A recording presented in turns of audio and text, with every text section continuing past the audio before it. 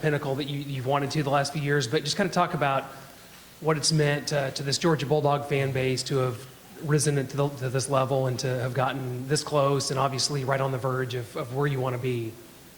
Probably not as much as it'll mean if we do reach the pinnacle, but they're a great fan base. They're one of the most avid groups there are out there. They support us and they travel well, they go places. They've been a big part of our recruiting success. When you fill up a spring game with 93,000 people, it's pretty evident that they care about the game of football. And that's what these kids like in recruiting. So they've been a tremendous part of our success. They've embraced our staff and our players, and they will, because football means something in the state of Georgia. To your right, second row. Hey, Coach, how are you? Hey, Rachel. A couple questions for you. One, the first being, I know how relentless you are. You and I had a conversation after Sugar Bowl many years ago when you were at, not many years ago, but when you were at Alabama, and you were talking about waiting on the perfect job and wanting to take the perfect job and really, thinking about it. I'm curious, because having known that about you and also the way you recruit, I'm curious what you've done in the off season to become a better coach. Yeah, I think we always look internally to say, what can we do better? We do that as a staff. I hope each one of you guys do that, because I think, when you're green, you grow, and when you're right, you ride. And we're always trying to stay green. So we take our coaching staff places. Our guys went and visited several NFL places. Myself went and visited with Dan Quinn over at Atlanta Falcons, and got a lot of respect for him and shared some ideas. He's done a tremendous job with that organization. Visited with some general managers in the NFL, and just think that when you grow and you go get new ideas, it brings a freshness to your program that your players don't get bored with the monotonous same old, same old. One last one. Yesterday, Commissioner Sankey was talking about, and I really appreciated it, mental health. Mm-hmm. I'm curious, as a coach and somebody who's been around football for a really long time, what are you doing to break that stigma of, hey, I need to be tough, I need to be masculine, not talk about this? What are you doing in your program to address mental health, Coach? Yeah, Ron Corson, our medical staff, do a tremendous job. He's went out and hired 3 different people within mental health. They consult with our players when they first get there. They meet with them, they talk to them, they visit with them. They develop relationships. They're around our players every day, and we talk all the time. If you need to speak to them, you need to spend time with them, visit with them. We encourage you to have that relationship. I've got a brother that works in the mental health field, and have been able to learn a lot from him. That in our culture, football culture, sometimes that's not accepted. Having a brother that works in that field, it's helped me tremendously to understand it. To your left, Coach, in the camera bank. Hey, Kirby. Carl Prather, WFF TV in Huntsville. Would you walk us through the progression of Monty Rice and the expectation for him, also with the rest of your defensive unit on defense? Yeah, Monty is a kid that came in early, enrolled early, and was able to kind of help us a lot. Then he got dinged up last year, and I think he ended up sitting out 2 to 3 games, and it's tough on him because he's a good football player, and he's been healthy ever since. We think he's going to be a tremendous asset for us. He's going to be in a thick competition at inside linebacker where we've got 3 or 4 guys that are fighting for 2 starting jobs, and we think Monty's going to be right in the middle of that. As far as the progression of the rest of the defense, we're trying to grow some guys who played a lot last year.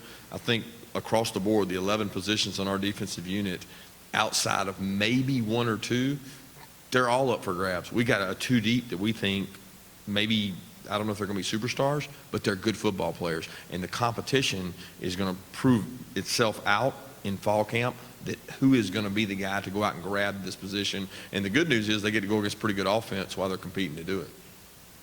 Up on the camera bank, blue shirt.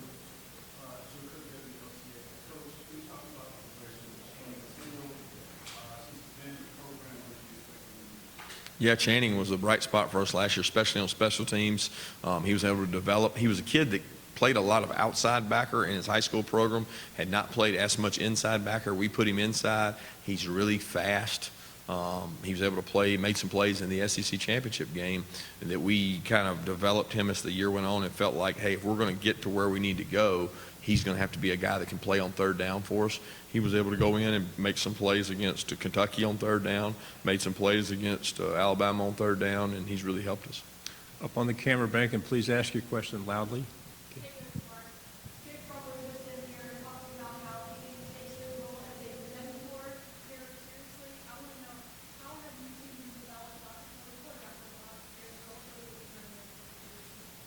He does it through his actions. I mean, this guy is the epitome of what college football is about.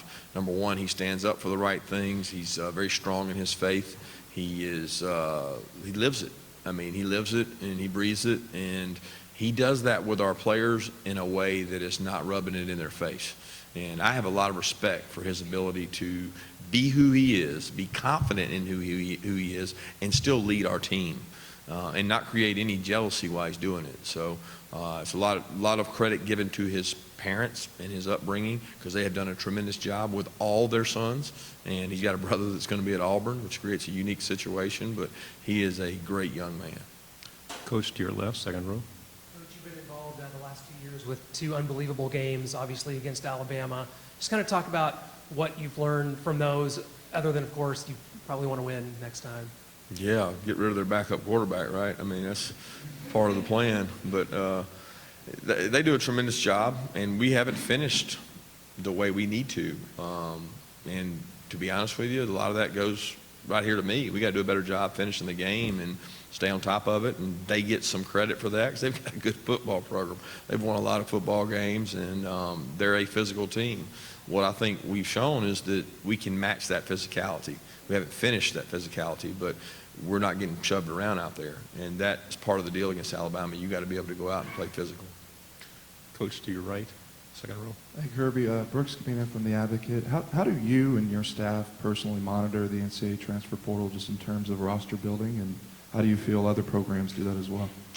You know, I'm going to be honest with you guys. There's a bigger deal made of the monitoring of it. I'm not talking about the fact they have the transfer portal, but I mean, I think a lot of people really think that it's this huge, big deal. And at our level in the SEC, I don't think you're going to see a ton of kids going into the portal and coming to the SEC. What you see is grad transfers.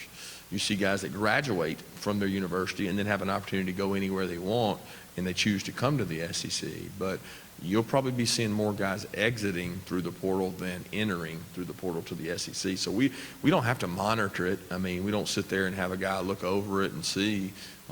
If there's a player in there that we think can make us better, then there's that possibility. The problem is you may or may not have that player for a year, where if you go sign a football player and you can bring that player in, he's immediately eligible to play, and he has 3 more years to play after he plays once. When you get a kid out of the portal, he may or may not be eligible, and so it's not an immediate fix, per se, unless you know that player is going to be eligible immediately, and that's up to the NCAA. Coach to your left, front row. Kirby West, Blankenship, WXI in Atlanta. Taking you back a few years with this one, what do you remember about Champ Bailey when he played at Georgia? Did you see any future NFL Hall of Fame tendencies when you were, I know you're not going to take the credit for it, but helping him along his way at Georgia? No, I'll be honest. He helped me more than I helped him. I mean, he covered people. He ran fast. He protected me in a lot of ways. But he was younger, and I say younger, a year below me. And then his older brother was almost a mentor, a very good person. I leaned on Ronald. So when I got there, Ronald was there, who was a good mentor for me, a South Georgia kid that came up to Athens. And then when Champ came, I felt like I owed him that same brotherhood. And he and I roomed together on road games, and he and I have stayed close. His son just came over and participated in our football camp. Shockingly, he won the fastest kid there.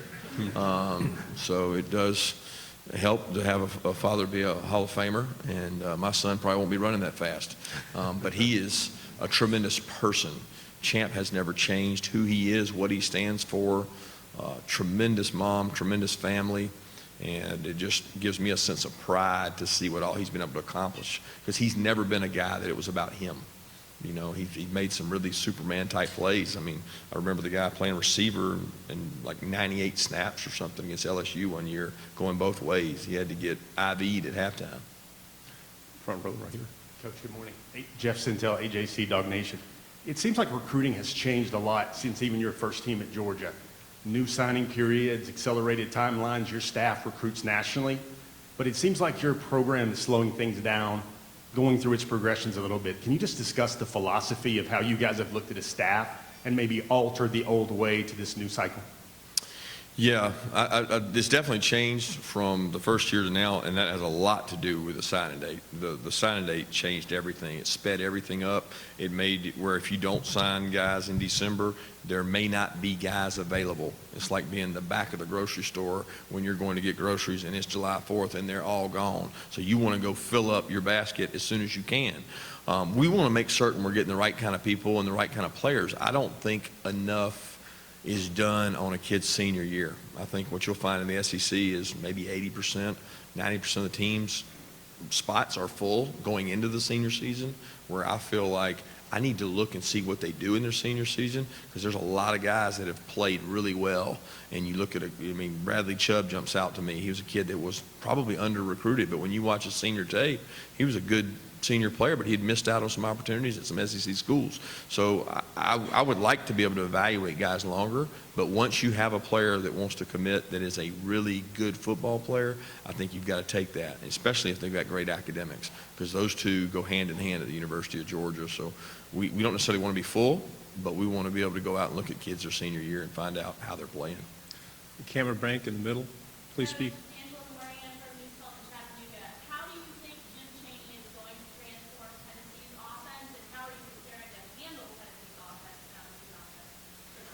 Jim will do a tremendous job. He's going to do a great job with the quarterback. He understands offensive football. He's very creative.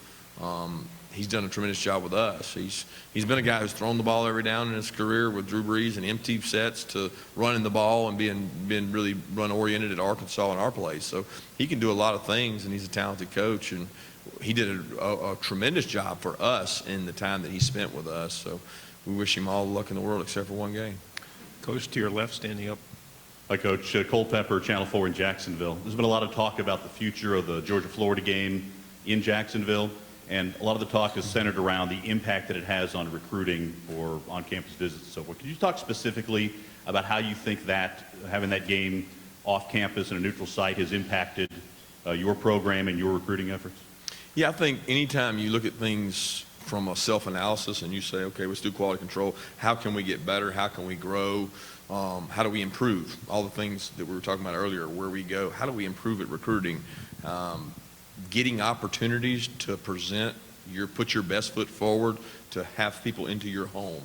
So you build a $63 million facility at your home location and you want to develop relationships with kids. Every opportunity you miss to have a kid at your home is an opportunity to get better. We don't look at things from a scope of, well, we had the number 3 or number 2 or number 6 or number 10 recruiting class. That doesn't matter.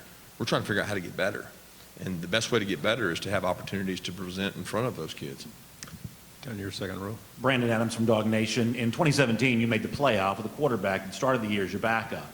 If you were to be thrust in that position again this year, given the fact that Jake was a really highly regarded recruit, is it fair to say that'd be more difficult this year, given that your backup quarterbacks aren't quite the same level of prospect on paper Jake was then, or maybe Justin was a year ago?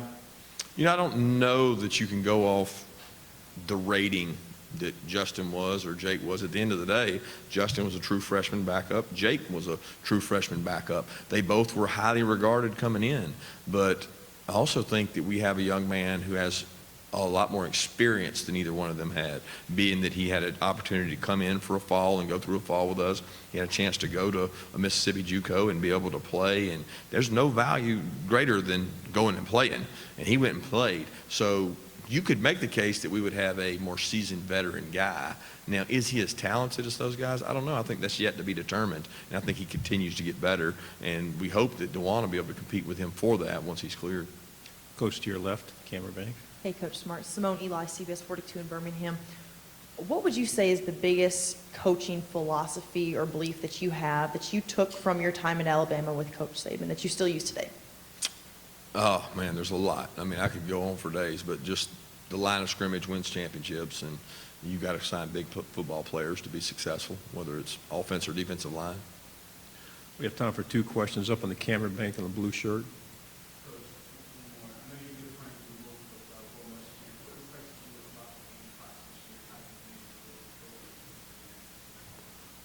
Yeah, the depth he's been able to establish, he does a great job of getting quality players in there. They've had several kids that beat us on, whether they're in their state or our state.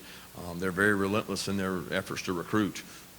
This quarterback impresses me. He's a leader. He's a guy who's played. Anytime you're playing a guy with that kind of experience, it's very similar to Jake, except for he's got one whole year on top of that, and they've got some good wideouts coming back with him. Back row, please.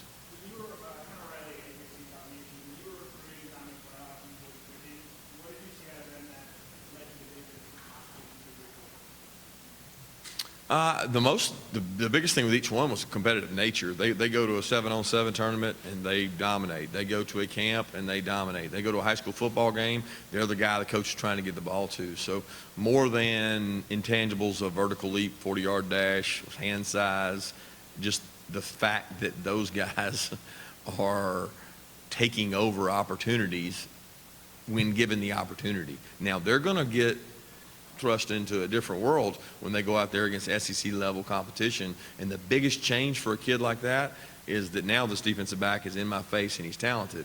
At high school level, a lot of times those guys see off coverage. They don't have people get up on them because they can't physically match up with them. People will match up with them in our league, and they got to get used to that. Thank you, Coach Mark. Thank you, Appreciate guys. your time.